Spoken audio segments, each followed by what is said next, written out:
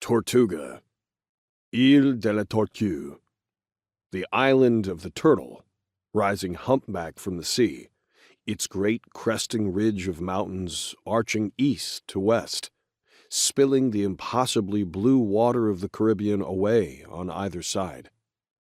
An insignificant heap of rocks and jungle and white beach at the mouth of the windward passage between Hispaniola to the south and Cuba to the west, islands of much greater import than the sliver of shell-shaped land.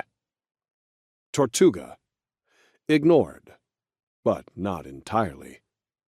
Cristoforo Colombo had set foot there and given it its name, or at least the name by which the interlopers would know it.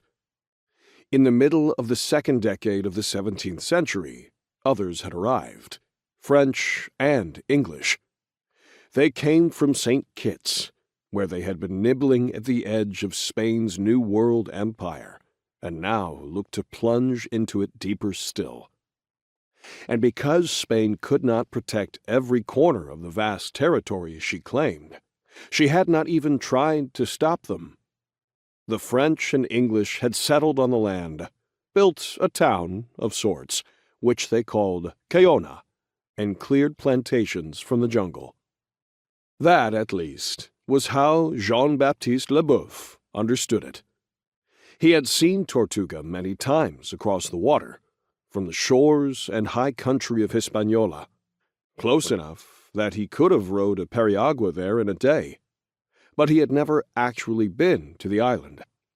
He stood on the quarterdeck, arms held out straight on either side, his eyes taking the island in.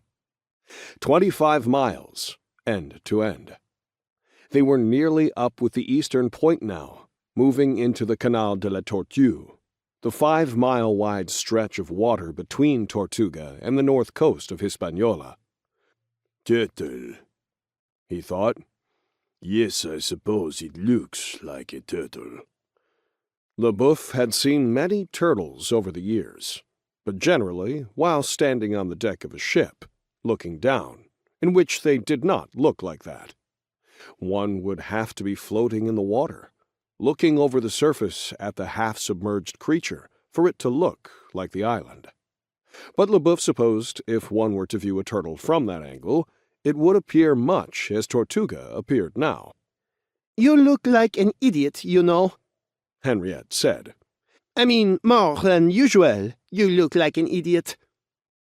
LeBoeuf took his eyes from the island and looked over at her.